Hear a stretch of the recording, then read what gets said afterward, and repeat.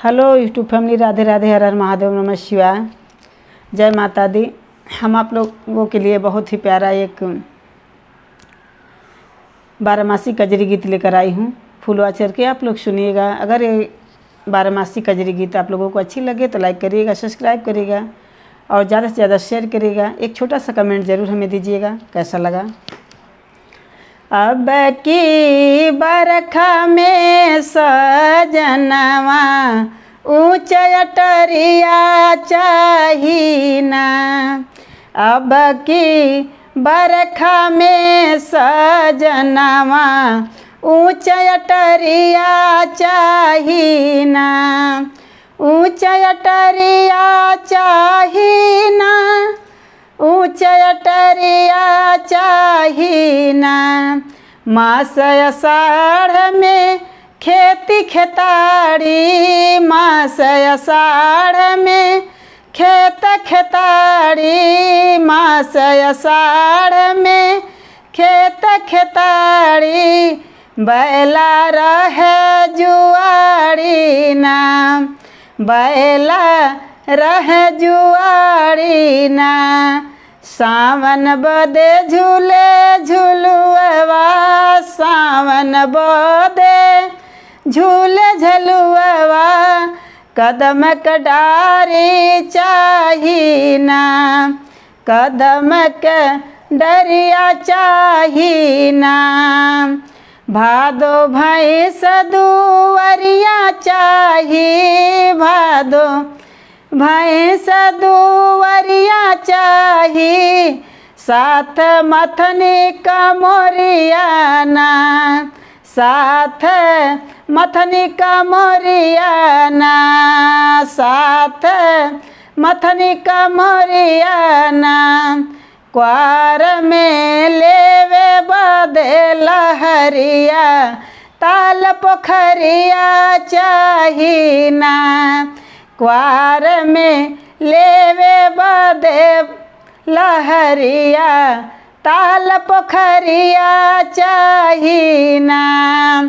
कार्तिकेय जब बोवैया चाही, कार्तिकेय जब बोवैया चाही।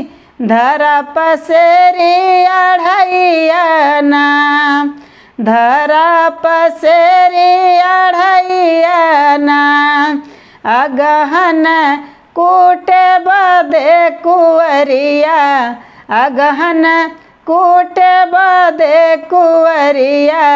गहिर बखरिया चाहिना, अगहन कूटे बदे वो कुंवरिया। गहिर बखरिया चाहिना।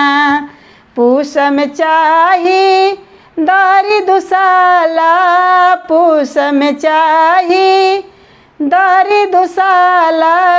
सब्जी गरम मसाला ना, भाजी गरम मसाला ना। मघवा में सूते बदे से जरिया, मघवा में सूते बदे से जरिया। बड़ी मसहरिया चाहिना, बड़ी मसहरिया चाहिना।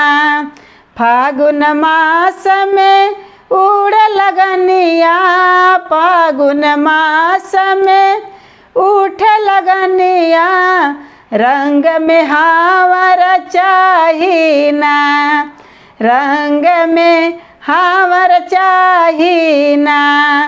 चैत में करे बदे मसखरिया, पान सुपड़िया चाहिना। चैत में करे बदे मसखरिया, पान सुपड़िया चाहिना।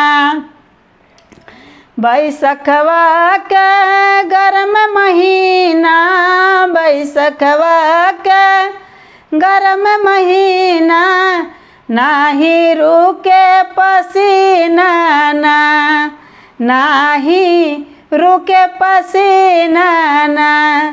जेठ में सूते बदे दोपहरिया, जेठ में सूत बदे दुपहरिया लोटा डोरिया चाहिना। जेठ में सूत बदे दुपहरिया लोटा डोरिया चाहिना। अब की बरखा में सांवरिया ऊंचा अटरिया चाहिना। अब की बरखा में सजनवा ऊंचा अटरिया चाहिना। धन्यवाद।